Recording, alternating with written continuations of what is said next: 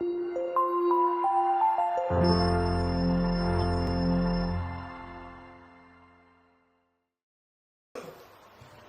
խոսքս ուղում եմ օնլայն լսողներին,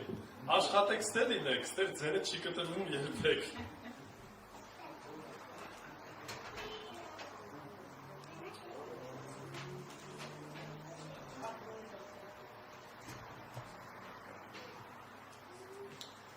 Շարունակենք սիրելիներ, բացենք Եբրայեցիս նամակը։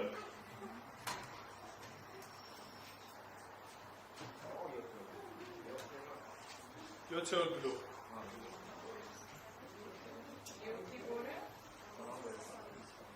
26-ից 28 համարները, Եբրայեցիս 7, 26-ից 28։ Խոսելու ենք ինչպիսին է մեր միջնորդը և ինչպիսի բնավորություն ուներ նա։ Եբրայեցիս 7, 26-ից 28։ Որովհետև մեզ ճիշտ այսպիսի քահանայապետ էր վայել, սուրբ, անմեղ, անարատ, մեղավորներից զատված և երկնքից վեր բարձրացած, ով կարիք չունի օրական նախ իր մեղքերի համար զոհ մատուցանելու և ապա ժողովրդի մեղքերի համար, ինչպես անում էին քահանայապետերը, քանի որ նա մեկ անգամ ընդմիշտ կատարեց դա, երբ իր անձը պատարակ մատուցեց, որովհետև օրենքը տկարություններ ունեցող մարդկանցն է քահանայապետ կարգում, բայց երդման խոստմունքը, որ օրենքից հետո էր, կարգում է որդին, որը հավիտյան սրբացված է։ Եկեք աղոթենք։ Տեր Աստված, փառք ենք քեզ տալիս ես գեղեցիկ օրվա համար եւ այս առիթի համար, որ կարող ենք խոսքդ կարդալ, Տեր Աստված։ Խոսքիցդ առնել այն ամեն ինչ, որ դու պատրաստել ես մեր հոգիների շինության համար, Տեր։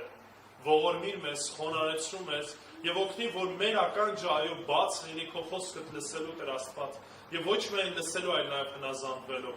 որպեսզի ամեն բանի մեջ քո սուրբ անունը փառավորվի եւ դու մեծարվես մեր Հայր, որտեղ քոնն է փառքը, քոնն է զորությունը եւ ամեն բան ինչ որ գոյություն ունի, այն պատկանում է քեզ եւ այն պետք է երկրպագի քեզ, Տեր։ Եկել ենք քո առաջ խոնարհությամբ եւ ուզում ենք խոսքդ առնենք, Տեր Աստված։ Ուզում ենք քեզ հնազանդվենք, ուզում ենք քեզ հետևենք։ Մեր Տեր ու Փրկիչ Հիսուս Քրիստոսի անունով։ Ամեն։ Գիտեք, հենց ամենասկզբից, եթե կհիշեք անցած Կիրակի անգամ, երբ որ խոսում էինք Եբրայեցիս նամակից, խոսում ենք, թե որն է տարբերությունը Հիսուս Քրիստոսի եւ մնացած քահանաների, որն է տարբերությունը, ինչով էր տարբերվում Հիսուս Քրիստոսը։ Եվ այստեղ այդ նույն թեման շարունակելով, հեղինակը մի գեղեցիկ խոսք է կարծես ամփոփելով ասում է 26 համարը, որովհետև մեզ ճիշտ այսպիսի քահանայապետ էր պետք, այսպիսի քահանայապետ էր վայել, այսինքն այն հին քահանայապետերը, որոնք որ կային, այն հին ծառաները, որոնք որ կային, ինչ էին, ժամանակավոր էին ծառայում, որովհետև իրենք չէին կարողանում լիարժեք կերպով ինչ անել, բավարարել են բոլոր պայմանները, որը որ կարծես թե գործատուն Տերը ինչ էր արել, պատվիրել էր, դրել էր։ Ինչի, որովհետև կար տկարություն, կար խնդիրներ, արդեն սրա մասին ասել ենք, որովհետև մարդիկ տկար են, մարդիկ չեն կարող լիարժեք կերպով միջնորդ հանդիսանալ Աստծո ու մարդու միջև։ Դրա համար կարիքը կար, նոր մեկի կարիքը կար նոր քահանայապետի, որը որ գալու էր եւ լիարժեք կերպով փոխարինելու էր այն մարդկային ծառայությունը, մարդկային ֆակտորը, այսպես ասենք, որը որ կար այդ միջնորդական ծառայության մեջ։ Ինչ խնդիր կար եբրայեցիներին համար։ Այո, կային քրիստոնյաներ, ապաշխարել էին, դարձի էին, եկեղեցին կար, բայց եկեղեցու հետ մեկտեղ նաև գոյություն ուներ մինչև հիմա տաճարը։ Տաճարում շարունակվում էին ծառայությունները։ Եվ շատ-շատերը գալու էին ինչ էին ասելու, ստեղ ինչ եք հավաքվել, ուրա ձեր խաչը, ուրա ձեր գմբեթը, չէ, ուրա ձեր քահանայի շորերը հատուկ, ուր են ամեն մի այն զարդարանքը, որ պետք է լինի պարտադիր։ Նայեք տաճարը, նայեք ինչ գեղեցիկ է տաճարը, նայեք ինչ զոհաբերություններ են դե կատարվում, նայեք ընդե քահանաներն ինչ գեղեցիկ շորեր ունեն, հագուստներ ունեն, կարած հատուկ նպատակի համար։ Նայեք քահանապետի, նայեք ինչպիսի ծառայություն են անում, ծիսական արարողություն են անում, ինչ գեղեցիկ է։ Եվ գայթակղություն կար, որ մարդիկ ինչ կանեն, իրանց հայացքը ուղղելու են ինչ, դեպի շինությունը, դեպի շոշափելի ինչ-որ տեսանելի բաները, մոռանալով, թե ով է Հիսուս Քրիստոսը։ Դրա համար ինչ ասում է մեզ վայելա նա, թե վայելա Հիսուս Քրիստոսի նման քահանապետ ունենալը։ Վայելա Հիսուս Քրիստոսի նման քահանապետ ունենալը։ Ինչու՞։ Ինչով է տարբերությունը, շարունակելով այս թեման, բերում է 5 տարբերություն, բերում է 5 բան, որը որ տարբերվում էր Հիսուս Քրիստոս բնացած բոլոր քահանապետերից։ Եվ առաջինը որն էր, ինչպիսին է մեր քահանապետը, Հիսուս սուրբ էր։ Սուրբ բառը շատ շատերը սխալվում են, շատ շատերը սխալ կերպով են օգտագործում։ Եվ շատ դեպքերում, երբ որ ինչ-որ մեկին ասում ես սուրբ, պատկերացնում է անարատ, անմեղ, ինչ-որ մի բան, որը որ անձեռնամխելի է, ճիշտ է։ Բայց երբ որ կարդում ես Պողոս առաքյալի նամակները, տեսնում ես, որ մի բան այն չէ։ Տեսնում ես, որ Պողոս առաքյալը որոշ խմբի մարդկանց է անվանում սուրբ, որոնք ընդհանրապես սրբի նման չեն։ Եկեք այդ ձևի մի օրինակ նայենք, օրինակ առաջի Կորինթացիս նամակում, հենց առաջի համարը Պողոս առաքյալը դիմում էր եկեղեցուն։ Եթե երբևիցե կարդացել եք Կորինթացիների նամակը, վստահ եմ գիտեք, թե այս եկեղեցին ինչ խնդիրների միջով էր անցնում, ինչ մեղքերի մեջով էին անցնում, ինչ խնդիրներ կար եկեղեցում, բայց նույնիսկ սրա մեջ Պողոս առաքյալը ինչ է ասում։ Պողոսը Աստծո կամքով Հիսուս Քրիստոսի առաքյալ լինելու կանչված եւ Սոսթենես եղբայրը Կորինթոսում եղած Աստծո եկեղեցում նրանց, որ սրբված են Հիսուս Քրիստոսի մեջ, սուրբ լինելու կանչված, մյուս բոլորի հետ, որ ամենուրեք իրենց եւ մեր Տիրոջ Հիսուս Քրիստոսի անունն են կանչում։ Այո, Պողոս առաքյալը կանչում է նրանց սուրբ, անվանում է նրանց սուրբ, բայց կա նրբություն, ուշադրություն դարձրեցիք։ Սրբված է ասում է սրբված եք ում միջոցով, Հիսուս Քրիստոսի միջոցով եւ նաեւ երկրորդ շարունակություն ասում կանչված ինչ լինելու սուրբ լինելու։ Հետևաբար այդ սրբությունը, որ մենք տեսնում ենք քրիստոնյաների վրա, դա իրանց սրբությունն է։ Ոչ, դա ձերք բերողի սրբություն է։ Դա ձերք բերող սրբություն է, որովհետեւ մենք սուրբ չենք։ Մենք կանչված չենք որևիցե բանի համար, մենք զատված չենք հատուկ ինչ-որ բանի համար։ Բայց Հիսուս Քրիստոսի միջոցով ինչ տեղի ունեցավ։ Մենք սրբացանք նախ եւ առաջ, Հիսուս Քրիստոսի արյան միջոցով սրբվեցին մեր բոլոր մեղքերը եւ ինչ եղան, կանչվեցինք հատուկ նպատակի համար, հատուկ ծառայություն ունենալու Աստծո առաջ։ Դա համար երբ որ շատ մարդիկ միացած նկար կա, նկարածը թորնիկը եւ գալիս է պապիկի մոտ, պապին ասում է, որն է կյանքից նպատակը։ Եվ պապին ասում է կյանքի նպատակը ճանաչել եւ հետեւել Հիսուս Քրիստոսին։ Կյանքի նպատակի մասին շատ շատերն են խոսում։ Շատ շատերն են փիլիսոփայում, շատ շատերն են ինչ որ բան փորձում ներկայացնել, եւ ասեմ, եթե այս նույն տրամաբանության մեջ նայենք, բոլոր նրանք, ովքեր որ հավատում են, որ կյանքը առաջացել է ուղղակի պայթյունից, էվոլյուցիայի շնորհիվ, էվոլյուցիայի միջոցով, ասեմ, որ կյանքը այդ դեպքում նպատակ չի կարող ունենալ։ Ինչի, որովհետև պատահականության արդյունքում առաջացել կյանքը, եւ կյանքը շարունակվում է, եւ կյանքը ընդհանրապես նպատակ չունի, ուղղակի ինքնաբերաբար ընթանում է։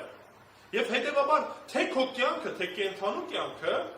որևիցե բանով արժեքային համակարգով չի տարբերվում։ Կենդանիների նպատակը կյանքի մեկն է բազմանալ շատանալ եւ ավտոմատ կերպով դառնում է մարդու կյանքի իմաստն դա է դառնում։ Ստացվում է եւ բոլոր նրանք, ովքեր որ իրենց համարում են աթեիստ, որոնք որ հավատում են դարվինիզմը, ճշմարտությունը, հավատում են սրան, որ իրենց կյանքը իմաստ չունի կամ իմաստը միայն մեկն է, ոնց որ մնացած կենդանիները շատանալ, բազմանալ եւ վերջ։ Սա է ամբողջ կյանքի ցիկլը։ Մահանալ եւ մահի շնորհիվ զարգանալ գնալով առաջ գնալ։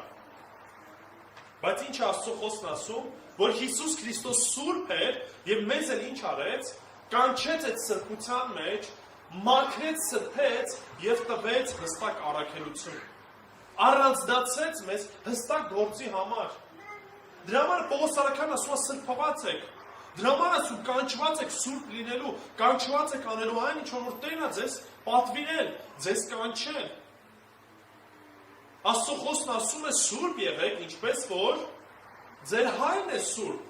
Այսինքն սա մի բան է, որ Տերը տվեց մեզ եւ նախ եւ առաջ ինքն էր այդ ձևի, ինքն էր այդպիսին։ Մենակով որևիցե մեկը կարա այդ կյանքով ապրի։ Չէ։ Մենակով մենք կարող ենք Աստծո առաջ սուրբ կանգնել։ Ոչ, որևիցե մեկ ասում է արդար չէ, որևիցե մեկը ի վիճակի չէ Աստծո առաջ կանգնելու։ Բայց Հիսուս Քրիստոսի միջոցով ինչ ունեցանք, հնարավորություն ունեցանք մենք էլ կանգնելու Աստծո առաջ, որովհետև Հիսուս Քրիստոսի սրբությունը հիմա նաև ում վրա է, բոլոր նրանց վրա է, ովքեր որ Աստծուն հավատում են, նրա անվանը կամ կանչում են նրա անունը։ Պողոս Արաքյանն այս ձևով է սկսում, որտեղ կարևորը սիրելն է, եթե դուք Քրիստոսին եք, ուրեմն դուք եք սրբված Հիսուս Քրիստոսի միջոցով, դուք եք սրբված եւ կանչված սուրբ լինելու, Աստծո առաջ գալու։ Միջնորդի գործը ո՞րն էր։ Որպեսզի մարդուն ինչ աներ, բայց մենք հիմա ինչ հնարավորություն ունենք Հիսուս Քրիստոսի միջոցով մենք մուտք ունենք Տիրոջ ներկայության մեջ։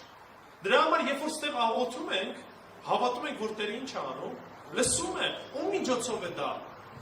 Հիսուս Քրիստոսի, մինչև այդ մարդիկ այդ հնարավորությունը չունեն, մինչև այդ երբ որ նույնիսկ տաճարում հավաքվում է, դրսի գավիթում էր ժողովուրդը,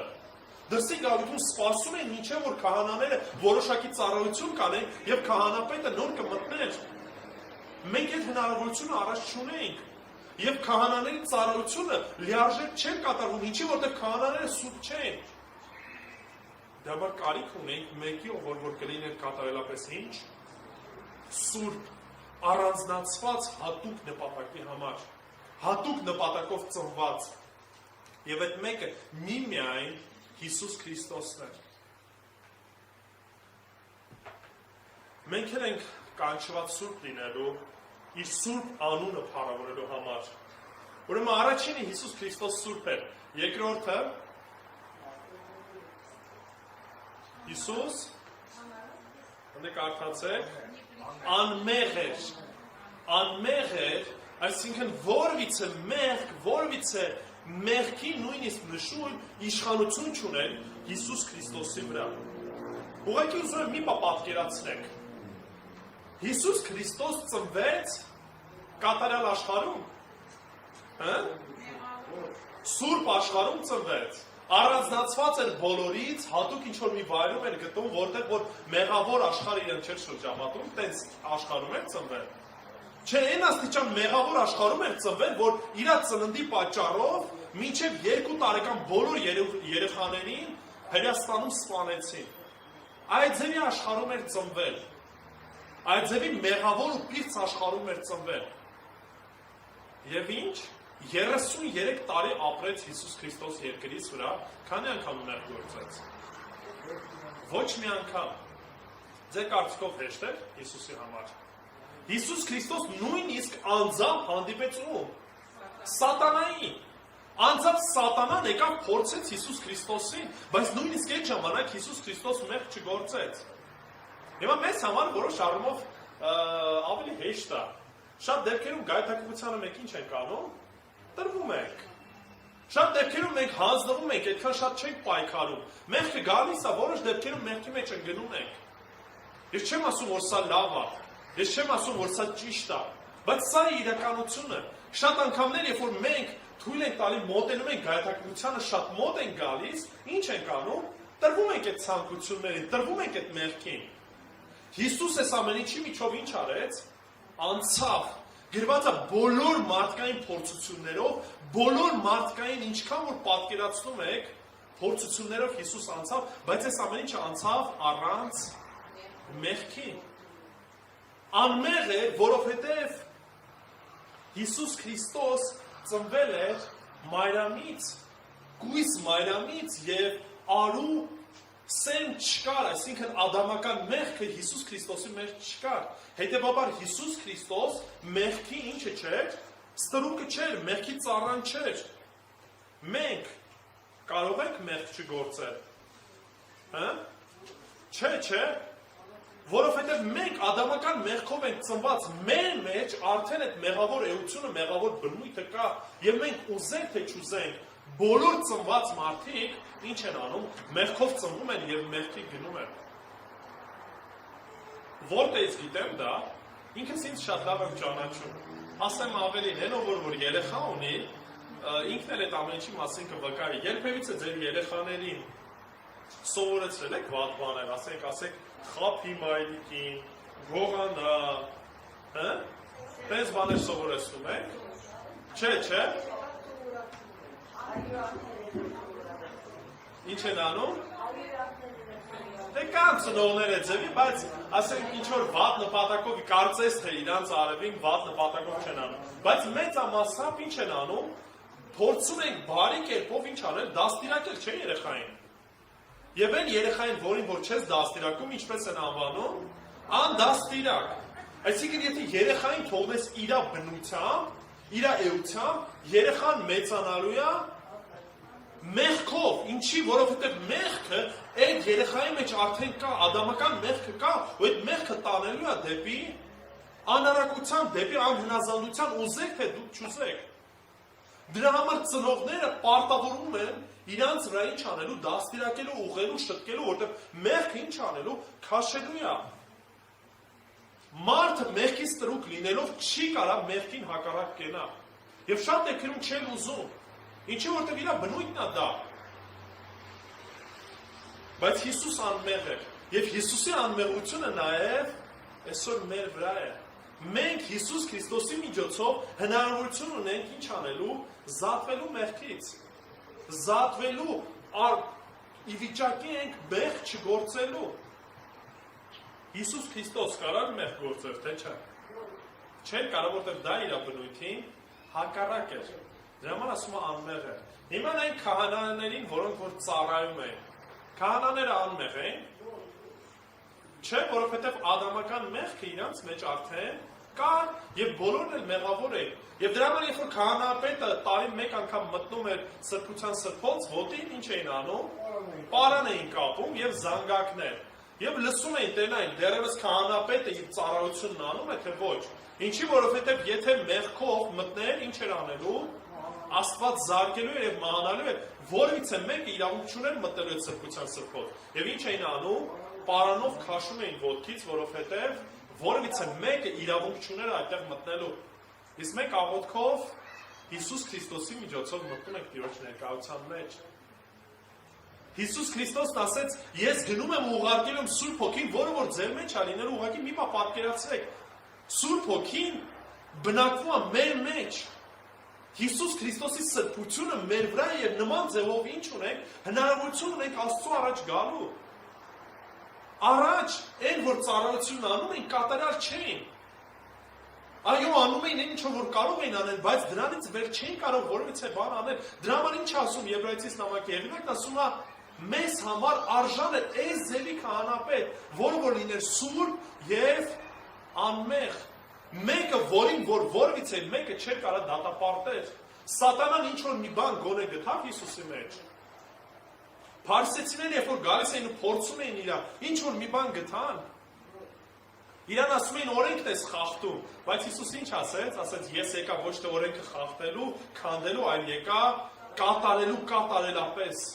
Օրենքի որևիցե մի կետ Հիսուս Քրիստոս չքանդեց, որևիցե մի բան սխալ չվարվեց։ Իսկ նայեք մեր կյանքը ընդհանրապես չեն կարող համեմատել։ Հետևաբար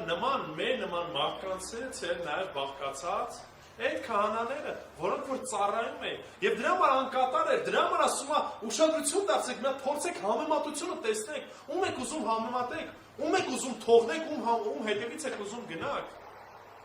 Դեք համ միշտ այս բանն են հիշում, պատկերացեք քրիստոնյա երկին են, բայց չգիտես ինչի գնում եք ինչ որ հարցուկների մոտ, ինչ որ բաժակ նայողների, բացողների ու նման բաների մոտ, ասում եք, չէ, բայց սա անկեղծ եմ ասում, մի անգամ գնացել էինք գյուղա, ոնց է կոչվում, որքուր են տարածքները, որ այցելում ենք շուտ-շուտ։ Կոնդից չէ, ավելի ներքև։ Նորագյուղ։ Այնպես այս տները բավականին մոտիկ են իրար, ու միտեղ էինք այցելում կողքը, ասում էին հատուկ ինչ որ բան է, հա, մոմ թափող էր։ Պետք է տեսնենք այդ մոմ թափողի տունը իսկականից ինչ տունը կառուցել այդ ամեն ինչը։ Ու միշտ մեքենաներ, միշտ հեռ այդ մարդկանց մոտ։ Ու շրջապատի բոլոր մարդիկ գիտեն, ստեղ Վարսիկ էր անը, թե ինչ էր, չեմ էլ հիշում։ Ստեղ մոմ թափողն է, այս ինչն է։ Ու գիտեք, մենք էսի իրականությունն է Հայաստանի։ Մենք Հիսուս Քրիստոսին փոխանում ենք վարսիկներով ու ուրիշ մարդկանցով։ Ոչ մենք փոխանում ենք, այլ պատրաստ ենք ինչ անենք, մեր գումարը տանք, որպես այս մարդիկ կարծես թե միջնորդեն մեզ, չգիտեմ, ում համար են միջնորդում, սատանային, որ քիչ տանջի կամ եսիմ ում։ Սա է մեր իրականությունը, սիրելիներ։ Եվ մենք էլ որպես քրիստոնյաներ շատ անգամներ մոռանում ենք մեր միջնորդնով, ու սկսում ենք մեր ուժերին, մեր իմաստության վրա հույսերս դնենք։ Ինքներս մեր վրա ենք դնում, կամ ուրիշ մեկի վրա ենք դնում։ Մեր ծառայողների վրա ենք մեր հույսը դնում։ Սակայն ամեն մեկս կանչված ենք ինչ լինելու, սուրբ լինելու, Աստծուն հետևելու, Քրիստոսին հետևելու։ Քրիստոս չասեց, դե ունեք առաջնորդներ, վերջ։ Ուրեմն դուք անպարտ եք, ինչ ուզում եք արեք, ձեր կյանքը ձեզ վայելեք, մնացածը ծառայողները կանեն։ Չէ, նման բան չկա, ամեն մեկս ենք կանչված այդ մեկի մեջ, որտեղ մեր միջնորդը սուրբ էր ու անարատ։ Երրորդը Հիսուս ինչ է։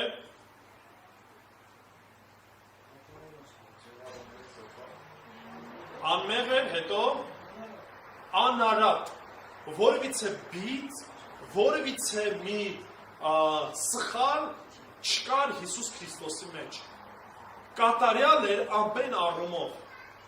Մինչև այդ արդեն սրա մասին ասել եմ, որ քահանաներ ընտրվելու համար երկու բան էր պետք։ Առաջինը պետք է դու լինեիր ում ցեղից, Ղևիի Ահարոնից, ցեղից պետք է լինեիր, որը որ դու պետք է ապացուցեիր, եւ երկրորդ կարևոր բանը ֆիզիկական արատ պիտի չունենային։ Այսինքն քոր, թոփալ, որևիցե մեկը իրավունք չուներ նման ձևով ծառայելու Աստծո առաջ։ Եվ նույնպես եւ գառը, որին որ պետք է ներկայացնեին, պետք է լիներ ինչ, անարատ, որևիցե ֆիզիկական արատ, որևիցե ինչ որ բիծ խնդիր, բան չպետք է ունենար։ Հիմա ստեղ դրա համար այս բառերն են ինչ որ ասում է, սիրելիներ, հենց այնպես բառեր չի ասում։ Ասում է Հիսուս սուրբ է, անմեղ է եւ անարատ է, այսինքն որևիցե բիծ, որևիցե սխալ, որևիցե բան Հիսուս Քրիստոսի մեջ չկար։ Հռոմեացիս 6-րդ գլուխ 6-րդ համարի մեջ կարդում ենք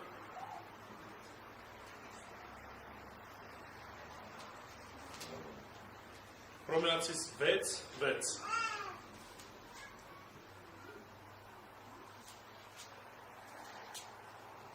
Եկեք կարդանք 5-ն ու 6-ը, որպեսզի պարզ լինեն։ Քանի որ եթե մենք միաձուլվեցինք իր մահվան նմանությամբ, ապա նույնպես պիտի իր հարության նմանությամբ լինենք։ Այսինքն, եթե մենք Քրիստոսինն ենք, Քրիստոսի հետ մահացել ենք ու Քրիստոսի հետ հարություն ենք առել, ուրեմն ինչ պետք է անենք, պետք է նրա նման լինենք։ Այն իմանալով, որ մեր հին մարդը նրա հետ ինչ եղավ, խաչվեց, որպեսզի մեղքի մարմինը կործանվի, որ այլևս մեղքին ինչ չանենք, չծառայենք կամ մեղքին ստրուկ չլինենք, գերի չլինենք։ Ինչ է ուզում ասի ստեղ հեղինակը։ Պողոս Արաքյանն ասում է, առաջ մեղքի ինչն էինք, ստրուկն էինք, որպես մեղքի ստրուկ ինչ էիք անում, ծառայում եք այդ ստրկությանը, չեք կարա չծառայեք։ Դրա համար գոյություն չունի նեյտրալ բան, ժողովուրդ։ Չես կարա ասես, դե ոչ աշխարհիկ եմ, ոչ էլ հոգևոր եմ, մեջտեղն եմ ինձ համար։ Նեյտրալ, ես ձեր նման հավատացյալ չեմ, չես կարա տենց ասես, եւ չես կարա ասես, դե ես էլ ոչ էլ այնպես մեղավոր, ոչ գող եմ, ոչ մարդասպան։ Այսինքն ինչ ենք անում, մեկի ասում են կարծես, մենք մեջտեղն ենք։ Մենք ոչ շափից վատն ենք, բայց ոչ էլ ձեր նման հավատացյալ ենք։ Մենք մեր Աստվածն ունենք ու վերջ։ Նման դեր, նման իրավիճակ չկա։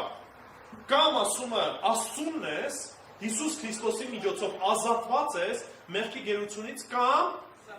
մեղքի գերի ես ու ծառայում ես ինչին, մեղքին։ Եվ դա չի նշանակում, որ պետք է պարտադիր, ասենք, մարդ սպանես կամ պարտադիր գողություն անես։ Դա դրա մասին ընդհանրապես չի խոսում։ Մենք շատ բաներ անում ենք որտեղ, այստեղ, շատ բաներ ցույց չենք տալիս։ Բայց հիմա ասում եմ, եթե Քրիստոսով ինչ արագ, հարություն արագ, ուրեմն այլևս մեղքի ծառա, մեղքի ստրուկ մի եղեք, որովհետև մենք ունենք միջնորդ, որը որ ինչ անում, միջնորդում է առավոտից իլիգուն, հոր առաջ միջնորդում է։ Եվ մեր համար ով անընդհատ ամբաստանում, չարը, սատանան։ Հոբի գրքում տեսնում եք, որ կանգնում է սատանան ու բողոքում է, ասում է, նայ ես մեկի մեղքը, այն մեկը, ու եթե միջնորդ չունենանք, որևիցե մեկը Աստծո բարկությունից չի կարող ազատվի, դատապարտությունից չի կարող ազատվի, բայց ունենք միջնորդ, որը որ կատարելապես անարատ է։ Ուրեմն եթե կանչված ենք սուրբ լինելու, ուրեմն նաև այլևս մեղքի ծառա չլինենք։ Հիմա հարց, կարանք մենք հիմա, եթե Քրիստոսին ենք, մեղք չգործենք։ Չենք կարանք չգործենք։ Կարանք, եթե մեղքի ստրուկ չեք, ի վիճակի ենք այլևս մեղք չգործելու, առաջ մեղքի ստրուկ էինք, կարանք մեղք չգործենք, չենք կարա մեղք չգործենք, հիմա կարանք մեղք չգործենք, այո կարանք մեղք չգործենք, կարանք մեղք գործենք, այո նաև կարանք մեղք գործենք, երկնքում մեղք կարողանալու ենք գործենք, չէ, որովհետև արդեն կատարելապես կունենանք անապականացու մարմին և այլևս այս մարմինը, որը որ դեռևս մեղավոր է, մեզ չի տանելու դեպի մեղքի։ Ուրեմն հիմա ի վիճակի ենք մեղք չգործելու, ի վիճակի ենք Տիրոջով մեղք չգործելու։ Ուրեմն գնանք ու փորձենք նման կյանքով ապրենք։ Չորրորդը Հիսուս Քրիստոս մեղավորներից զատված էր։ Ինչ է նշանակում մեղավորներից զատված էր։ Արդյոք Քրիստոս երբ որ ծնվեց, առանձնացավ մի հատ ամրոցում էր ապրում, փակված բոլորից։ Այդ ձևի կյանքով էր ապրում։ Փարիսեցիները եւ ընդհանրապես մարդիկ Հիսուս Քրիստոսին ինչպիսին անվանեցին, ասացին մեղավորների ով է։ Ընկերն է, չէ՞, մեղավորների, մաքսավորների ընկերն է։ Բարեկամն է։ Մեղավորներից զատված դա չի նշանակում, որ դու ինքդ քեզ ուղղակի առանձնացնում ես, ես սուրբ եմ, ես անարատ եմ, բայց դուք բոլորդ մեղավոր եք։ Հիսուս նման ձևով չվարվեց։ Շատ անգամներ գղերականները, նո էդի հին ժամանակից է գալիս, ինչ էին անում, առանձնանում են ինչ-որ միտեղ, իրանք իրանց աղոթքի մեջ են, իրանց ընթերցանության մեջ են, շփումը ամբողջ աշխարհի մեջ ինչ էին անում, կտրում էին։ Այսօր էլ կան դեռևս կուսակրոն է ձևի ծառայողներ, որոնք որ առանձնանում են մենաստաններում, ապրում են նման ձևով, կարծես ինչ են անում, իրենց առանձնացնում են մեղավոր աշխարհից։ Բայց երբ որ ասում ենք Հիսուս Քրիստոս առանձնացված էր մեղավորներից կամ ինչ էր դա նշանակում, ինքը նման ձևով վարվեց, չէ ինքը գնաց մեղավորների մեջ, բայց կա տարբերություն։ Երբ որ ինքը գնաց մեղավորներից ինքը ազդվեց, թե իրանք մեղավորները ազդվեցին Քրիստոսից։ Մեղավորները ազդվեցին Քրիստոսից։ Քրիստոսի լույսով մեղավորները լուսավորվեցին։ Երբ որ այստեղ ասում է, որ ինքը առանձնացված էր, դա նշանակում է, որ մեղավոր աշխարհը իր վրա ազդեցություն որևիցե չուներ։ Մեղավոր մարդկանց քայլերը, օրինակները, կյանքը ինչ որ կերպով ազդեցություն չեն ունենում Հիսուսի վրա։ Նույնը նաև մենք ենք կանչված լինելու, մենք կանչված ենք մեղավորների մեջ լինելու, բայց մեղավորների մեջ լինելով չպիտի մեղքը աշխարհը ազդի մեր վրա, այլ մեր վրա եղող լույսը Հիսուս Քրիստոսի պետք է ազդի աշխարհի վրա։ Դրա համար Հիսուս ինչ ասեց, ասեց դուք եք աշխարհի ինչը, լույսը եւ աղը, ոչ թե աշխարհը ձեր վրա պետք է տիրի խավարը, այլ լույսը պետք է տիրի խավարի վրա։ Եթե լույսերը անջատենք, ինչ կլինի։ Մութ կլինի, չէ՞, թե ամբողջ տարածքը փակենք, մութ կլինի, չէ՞։ Բայց նույնիսկ մի փոքր լույսը ինչ է անում, միանգամից լուսավորում է։ Նկատել եք, երբ որ կատարյալ մթության մեջ նույնիսկ մի փոքրիկ լույսը ինչքան կարա տարածքը լուսավորի, որտեղ մի փոքրիկ նույնիսկ լույսը խավարը ինչ է անում, ցրում է միանգամից։ Այդ ձևի լույս մենք պետք է լինենք խավարում։ Սաղմոսների մեջ հետաքրքիր մի խոսք կա, Սաղմոս 1-ից 2-ը կկարդանք եւ նաեւ 6 համարը։ Սաղմոս 1-ից 2 համարները։ Երանելի է այն մարդը, որ անաստվածների խորհրդով չի ընթանում, մեղավորների ճանապարհումը չի կանգնում։ Սա ինչ է նշանակում։ Արդյոք նշանակում է, եթե մեղավոր մեկը ինչ-որ մի ճանապարհով գնաց, այդ արդար մեկը կամ երանելի մարդը այդ ճանապարհով չպետք է քայլի։ Սրա մասին է խոսքը գնում։ Ֆիզիկական ճանապարհի մասին է գնում։ Չէ, ընթացքի մասին է չէ գնում, կյանքի մասին է ասում։ Ասում է երանելի է այն մարդը, ով որ մնացած մեղավորների պես չի քայլում։ Նույն ճանապարհով իրենց չի գնում, այսինքն նույն գործերը չի անում։ Ոչ էլ հեգնողների աթոռին են նստում, այլ ինչ է անում,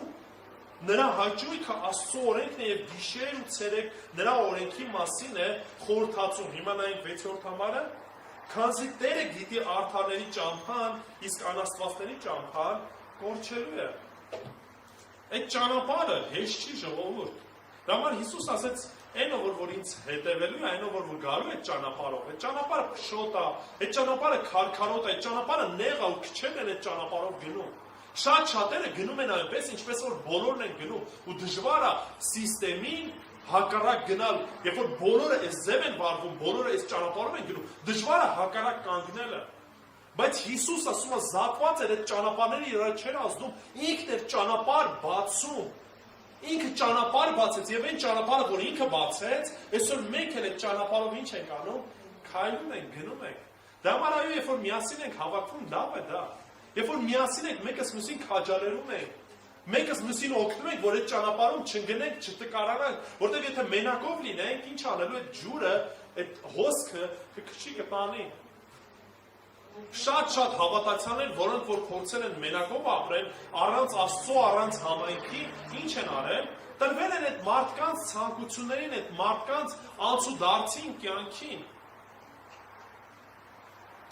Դժվար է, երբ որ քո շրջապատում քո ընկերները անընդհատ մեղքի մեջ են, դու կարողանաս լիարժեք պայքարես մենակով։ Դրա համար կարիք ունենք այս միաբանության, կարիք ունենք Քրիստոսի առաջ գալու նորից Տիրոջ լույս առնելու, որպեսզի փոխանցենք ուրիշներին, որպեսզի ոչ թե աշխարհը մեր վրա ազդի, այլ մենք աշխարհի վրա ազդենք, որպեսզի մենք աշխարհը փոխենք։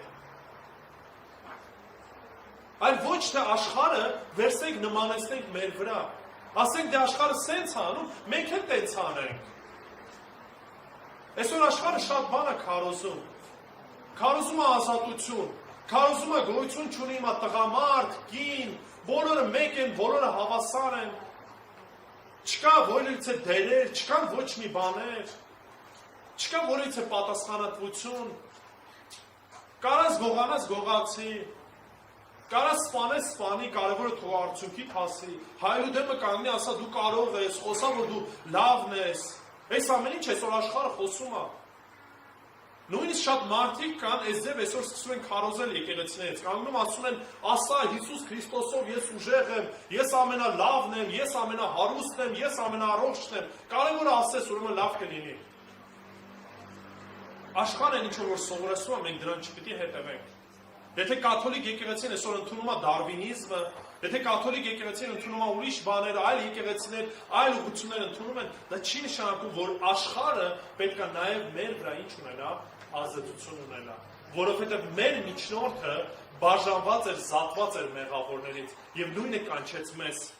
ասեց երանելի է այն մարդը, ով որ այդ ճանապարհներով ինչ չի անում, չի քայլում։ Չի ասում երանելի է այն մարդը, ով որ հարուստ է, երանելի է այն մարդը, ով որ գեղեցիկ է, երանելի է այն մարդը, ով որ լավ ընկերներ ունի, լավ կին ունի, լավ ամուսին ունի, չի ասում նման բանը։ Ասում է երանելի է այն մարդը, ով որ այդ մեղավորների ճանապարհով չի գնում, որովհետև Տերը գիտի այդ մեկին, ու այդ մեկը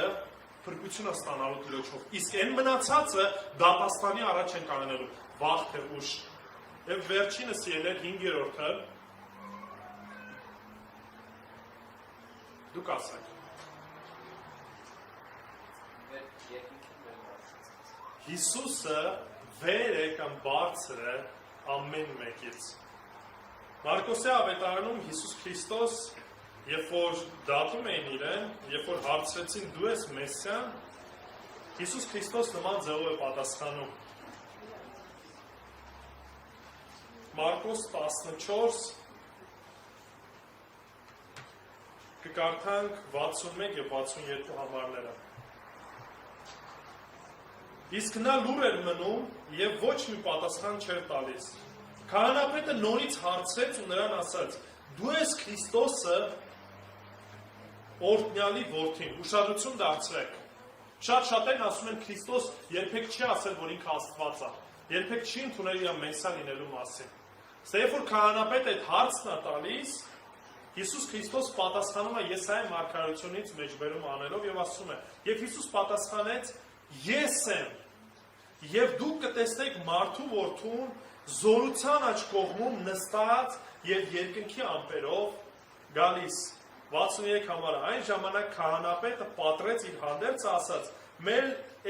ինչ վկա է պետք։ Ինչ վկայի կարիք ունենք, Հիսուս ինքը ասեց, ինքը իրան հավասարեցրեց ում Աստծուն։ Ինչ վկայի կարիք ունենք, այս մարդը ինքը իրան ասեց, որ ինքը ամենից վեր է։ Եվ սա ճշմարտությունն էր, Հիսուս Քրիստոս ճշմարտությունն ասեց, այդ մարդիկ ճշմարտությունը ընդունեցին, չեն մերժեցին։ Սիրել մեր քահանապետը, մեր միջնորդը նստած է Հոր Աստծո աջ կողմը։ Նստած է Հոր Աստծո աջ կողմը ու միջնորդում է մեզ համար։ Մենք էլ ուրիշ ինչ-որ մեկի կարիք ունենք, թե չէ, սիրելներ, մենք ուրիշ ինչ-որ մեկի կարիք ունենք, թե ոչ, ուրիշ ինչ-որ մեկի կարիք չունենք։ Եթե Քրիստոսինն ենք, մեր հայացքը բարձրացնենք վեր, հետևենք Քրիստոսին, չնայենք ստեղ, աշխարհիկ բաներին, ժամանակավոր բաներին, ամեն ինչն էլ անցողիկ է լինելու, սիրելներ։ Գեղեցկությունը անցողիկ է,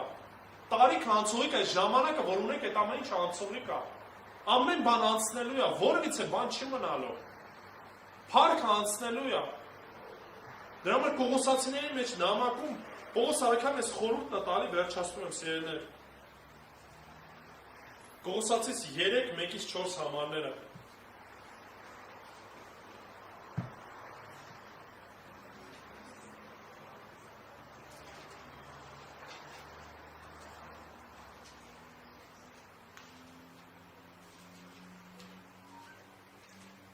Կողոսացիս 3:1-4 Եթե Քրիստոսի հետ հարություն եք արել, ուրեմն ինչ բաներ արեք, վերին բաները փնտրեցեք, որտեղ Քրիստոսն է նստած Աստծո աջ կողմը։ Վերին բաների մասին մտածեցեք եւ ոչ թե որտեղ է, երկրի վրա է, որովհետեւ դուք մեռաք եւ ձեր կյանքը պահված է Հիսուս Քրիստոսի հետ Աստծո մեջ։ Այսինքն ձեր միջնորդը, որ հիմա երկնքում է, ձեր կյանքը Աստծո մեջ նա է պահողը։ Ձեր հայացքը բարձրացեք վերը, վերին բաներին հետևեք։ Նշանակում է փնտրեք Աստծո կյանքը ամեն հարցում։ Մի նայեք երկրից վրա, մի նայեք երկրից վրա այն ինչ որ համարվում է արժեքավոր։ Մի նայեք սրան, այս ամեն ինչը անցողիկ է լինելու։ Ինչպես որ եղբայրս անցած Կիրակի Քրիսը քարոզեց, ասեց որ ամեն մի պտուղ այն ինչ որ բերելու ենք, ինչ անելու, կրակով փորձվելու է։ Ու այն ինչ որ փայտ, այն ինչ որ անարժան է, ժամանակավոր է, այդ ամեն ինչը ինչ է լինելու, անցնելու է, վառվելու է, գնալու է։ Բայց ձեր հայացքը թող լինի երկինքը, թող ձեր ուղղությունը լինի երկինքը եւ միայն դա։ Եվ այս ամեն ինչը ասելուց հետո վերջացնում է այս խոսքերով Եբրայեցիս նամակի հեղինակը 7-րդ գլուխ 27-ից 27 եւ 28 համարները։ Ով կարիք ամենը կատարյալ լինելով նա լիարժեք այս ամեն ինչը կատարեց եւ ամբողջացրեց եւ իր անձը պատարակ մատուցեց, որովհետեւ օրենքը ինչ էր անում, տկարություն ունեցող մարդկանց հետ մեր Տերը, մեր միջնորդը հավիտյան կատարյալ է։ Այս ձևի Տեր ունենք, որը որ սուրբ է, որը որ անմեղ է, որը որ անարատ է, որը որ զատված է մեղքից, որը որ բնակվում է ամենաբարձր տեղով, որ Տիրոջն ես ուզում հետևես, ինչպիսի միջնորդ ես ուզում քո կյանքում ունենաս, ում ես ուզում նմանվես։ Եկեք որպես իր զավակներ նմանվենք մեր Տիրոջը, որը որ այսպիսին է։ Եկեք աղոթենք։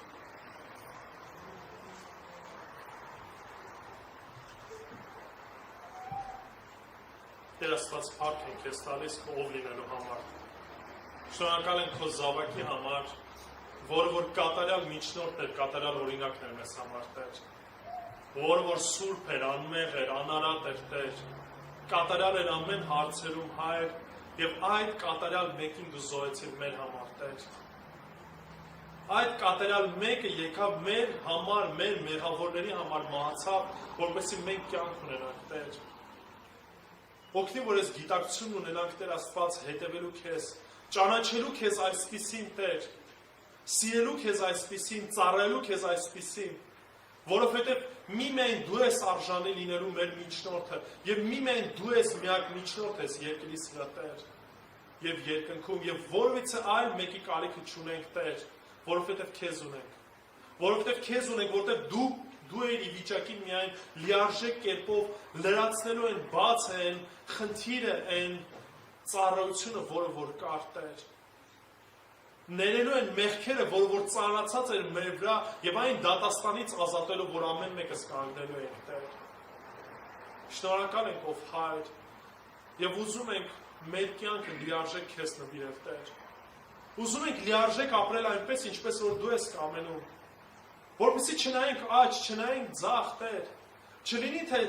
շեղվենք մեր այն ճանապարհից, որը որ դու ես ցույց տալիս, Տեր։ Թույլ մի տուր, որ աշխարհի ցանկությունները, աշխարհի հարստությունը հրապուրեն մեզ, Տեր։ Թույլ մի տուր, որ այս ժամանակավոր կյանքը այն աստիճան սիրենք, որ մոռանանք, թե ինչի համար ենք կանչված, Տեր։ Օգնի, որ ամեն իրավիճակներում գանք մեր միջնորդի մոտ, գանք Տեր Հիսուս Քրիստոսի մոտ եւ նրա միջոցով գանք քո ներկայության մեջ, ով Հայր։